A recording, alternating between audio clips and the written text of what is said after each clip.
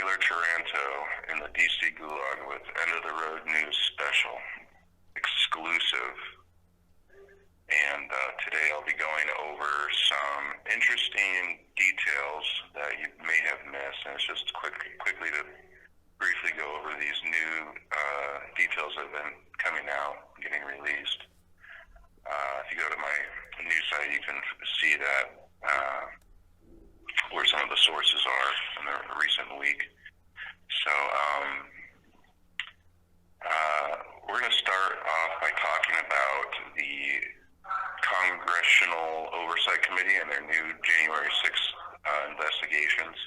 A lot of the media is now covering it strictly as some sort of pre-debunked conspiracy theory in light of the new elections that are taking place this year. So that's kind of what we'll be talking about is government self-fulfilling prophecies. And, you know, for the past 3 years, we've received nothing, been bombarded with nothing but what to believe concerning January 6th in light of no actual investigations taking place prior to actual investigations taking place from the DOD, which report has now been debunked by Congress and other people, the January 6th committee, which has now been debunked by everybody else,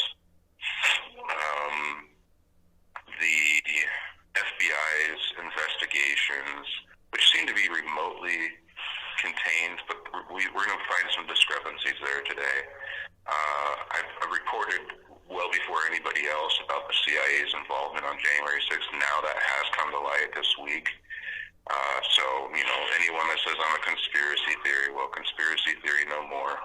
It's a conspiracy fact.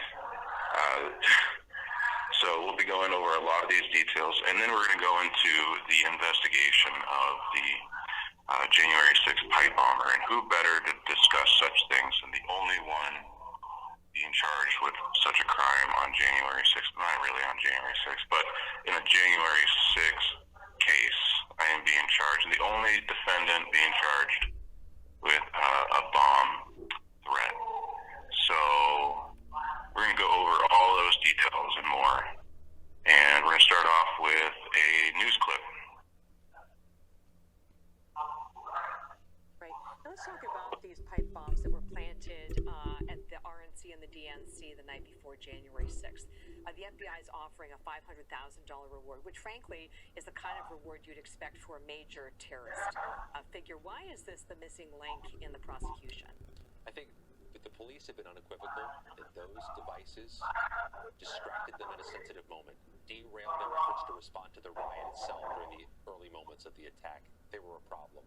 The FBI has also made this claim, and they continue to do so, that those things could have killed somebody, and that the suspect responsible for those is still a danger to the public.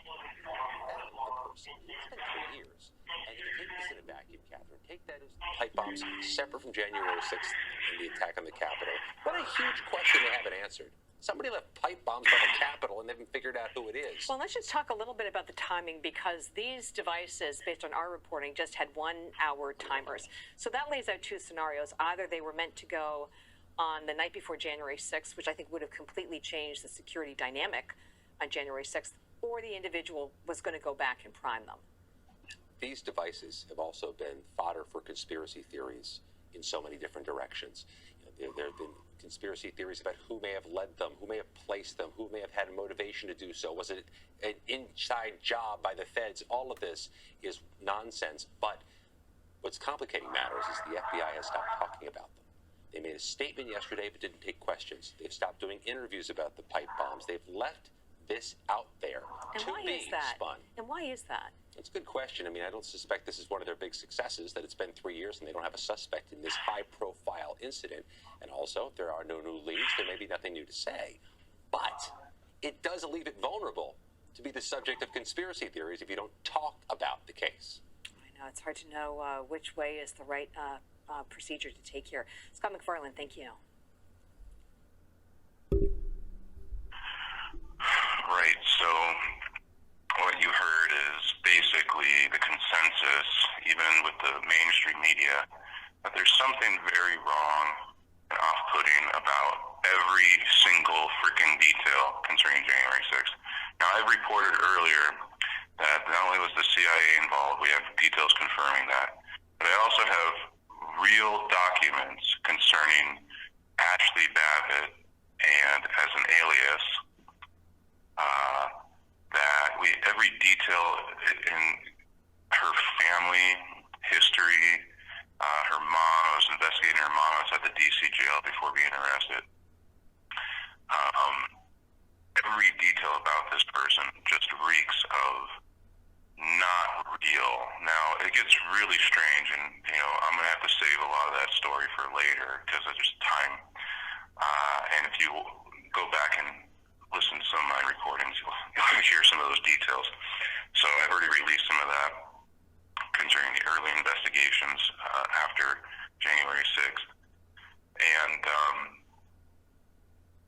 so the point here is that we have a January 6th pipe bomber on the loose, and the FBI is not releasing enough video or details concerning who this figure is or where they went or anything like that. Basically, it insists that the FBI has no interest of actually catching this person. That would mean that they want no one to find out what the whole thing was about. Now we have details about the CIA being sent in with bomb techs, investigating the scene, Secret Service investigating the scene and not finding anything, like with bomb sniffing dogs. This is really strange. So there's a lot of details that are almost identical between my case with the bomb threat alleged and what do you call it? This bomb threat here at the RNC DNC. The FBI has declared that these supposed bombs, these pipe bombs, were viable. It doesn't seem that they are at all, just from the initial look. The dogs don't seem to think so. The dogs didn't seem to think there was a bomb in my van either. I never said there was a bomb in my van. The courts have deemed that the government is more credible than the actual evidence that no one's allowed to see, that the FBI scrubbed from the internet. So, and no one's allowed to see it. So, it seems like they want to charge me. I'm the only January 6th defendant with a bomb threat in my case, which doesn't even stem from January 6th, but it's wedged in there. And it's only because I wouldn't accept plea offers.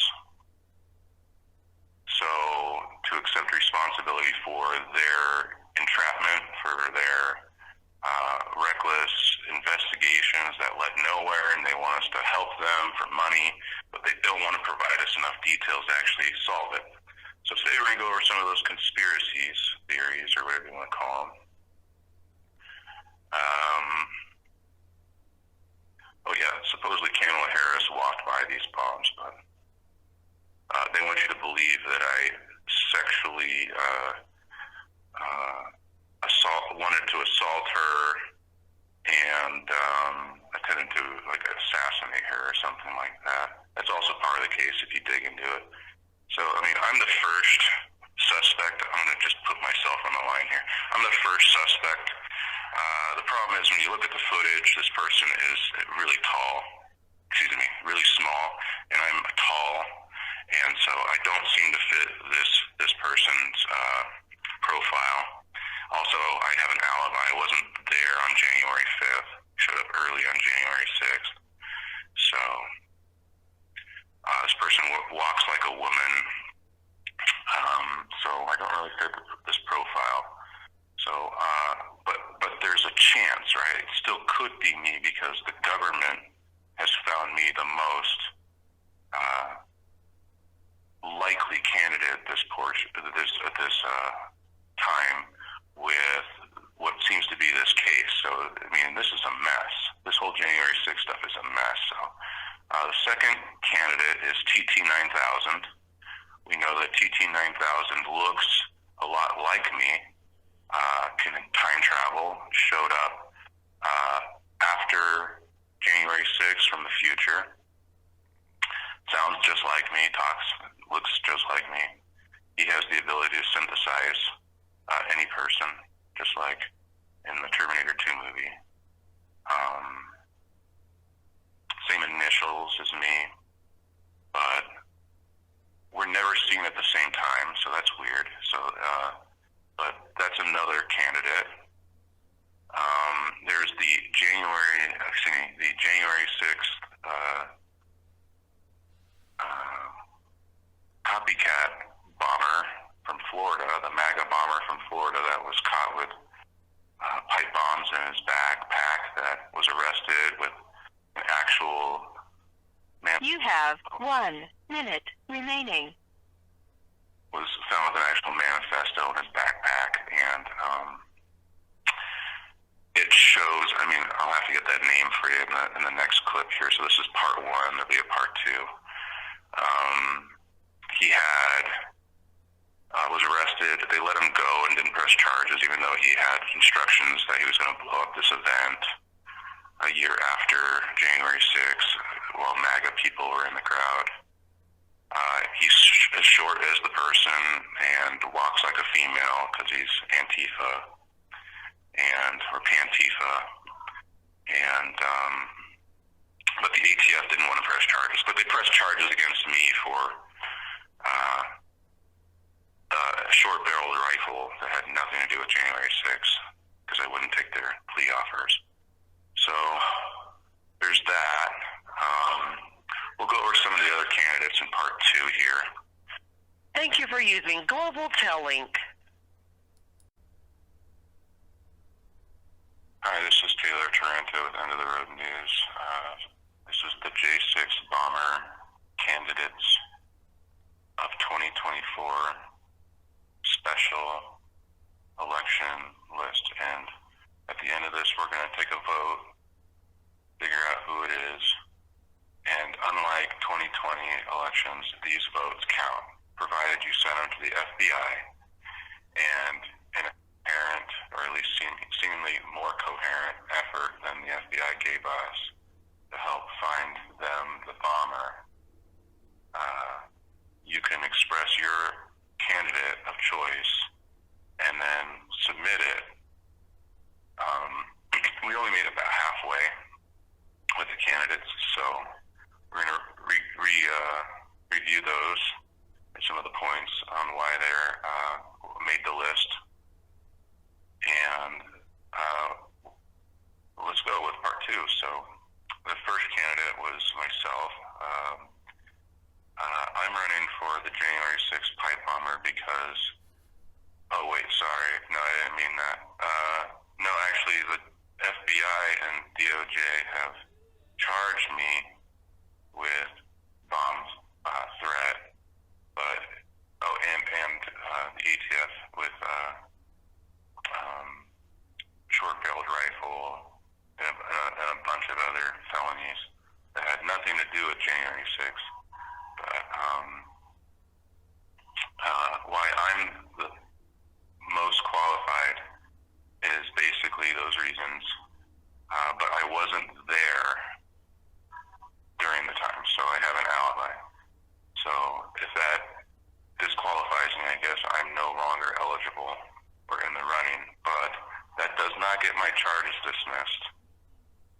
So my hope is that if we find the right person, then we can get the government to drop these charges that are ridiculous, and I can go home and spend time with my family, my kids and my wife, and anyone else that might still love me after they've ruined my reputation all over the media. Okay, so then there's TT-9000, who's a shape-shifting time traveler from the future, who looks and sounds just like me. But you can't trust him because he can look like anybody. So, he might even look like the J6 bomber. So he's still in the running, I guess. He can time travel, so he can have been there, even if I wasn't. So don't get confused. The next candidate was Garrett James Smith that I'm being sued by his family, who killed himself 9 days after January 6th, and has nothing to do with me or the co-defendant, who happens to be a Bernie Sanders supporter and formerly worked for Congress. But that's besides the point. And he is not, Dr. Kaufman is not running for the January 6th bomber position. So that's Garrett James Smith, not to be confused with any of those other candidates that have nothing to do with this, but have something to do with January 6th. So don't get too confused. There's lots of Smiths out there. It's a very common name. There's Jack Smith and John Smith, who's like TT9000, but Jack Smith's alternate. So don't get confused, sorry. So then we have, well, here's one, but it's not really likely. I'm just throwing him in because why not? Is my neighbor, John Sullivan, Jaden X, who sold his footage of Ashley Babbitt's shooting. But he, I don't know, he was there, but I don't know if he was there. But he was in town. He was hanging out with, like, Ray Epps that night.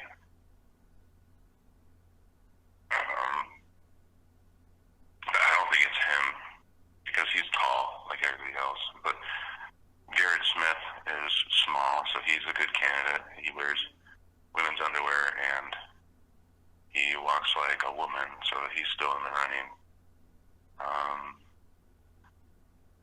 Jaden X just figure skates like a woman. Okay. Speaking of women, we have Mickey Widoff. Now, I didn't really want to include her in the list because I don't even think she was there, so she may have an alibi like me. But when I was going over the evidence, I can understand that this figure is wearing a mask, and I would too if I was as ugly as Mickey Widoff. But Mickey is way too fat and possibly too tall to be the January 6th bomber. So I don't know much more than that. Okay, now this one came to me last night in a eureka moment, faster than the last batch of felony charges against me for not accepting the plea offers while incarcerated at DC Gulag. Ashley Babbitt. Now, Ashley Babbitt is a great candidate because she was killed off. She has ties to the government. The FBI wants us to forget that Ashley Babbitt exists unless you're calling her a martyr, in which then they use an alternate, at least with the same name, Jennifer Babbitt, who's an FBI agent who started the investigation into me coincidentally with the civil suit about the Officer Smith who killed himself, may have killed himself 9 days after January 6th. And so those coincided, those events, because she puts it in her report to start her investigation into me after January 6th, but she doesn't mention Ashley Babbitt in the file. And let's see here. So she's distancing herself from Ashley Babbitt. But Jennifer Babbitt is a domestic terrorist tracking unit specialist. And so, she goes after people that might say that Ashley Babbitt is a martyr. And then, like infiltrators or informants that go into organizations that the FBI needs to investigate because of their politics. And to identify them as domestic terrorists because they might do some sort of retaliatory act against the government for Ashley Babbitt's martyrdom complex. So anyway, that's another candidate is FBI agent Jennifer Babbitt. But what we need to focus on here is my theory concerning Ashley Babbitt being the real bomber. I mean, you don't have to, but this is just what I feel. I feel that she may be the best candidate because they killed her character off. She has multiple aliases, ties to the government. The pipe bomb being investigated by the CIA for some strange reason on January 6th, meaning that the CIA, whose sole purpose pretty much in the world is to take over other governments, and then, that Ashley Babbitt was shot while this time was going on, and other things that are remotely coincidental at the time might have something to do with the government certifying a fraudulent election that was cast illegally over many states through mail-in voting ballots because of a bioweapon from China. The Wuhan lab leaked COVID-19 that we all had to be afraid of, that wasn't as dangerous as they told us, so that we could all go inside. And then somehow Joe Biden won the most popular presidential election ever in U.S. history with 81 million votes. That's kind of shocking considering he's never really been that popular ever, and they're doing that again in this election. So, I mean, it's not out of the norm for the CIA to involve themselves in illegal covert operations all around the world to take over world governments, but that might have something to do with the CIA investigating the pipe bomb, the Secret Service doing the same thing, them both going up to these pipe bombs that were supposedly made viable, according to the FBI, who wants us to investigate it but doesn't give us enough details, and maybe using Jennifer Babbitt as a gatekeeper for all of this. And anyway, what else? Let's see here. Ashley Babbitt, not to be confused with Jennifer Babbitt, likely had something to do, because they happened at the same time, and the CIA was investigating the pipe bombs that the FBI deemed viable, but certainly aren't, just by looking at them, because of the kitchen timer that only has an hour time limit and was planted a day in advance, January 6th. And the dog-sniffing bomb dogs couldn't even register it with their ultra-sensitive sniffers, but somehow sniffed my van and were able to determine, with the government's lies, that there was some sort of probable cause, that I said there was a bomb in my van, even though I was just doing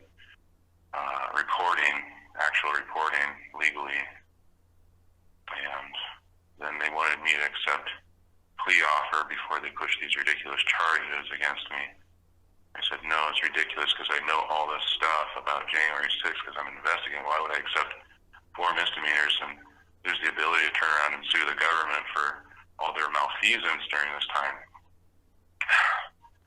So there's that. But back to Ashley Babbitt.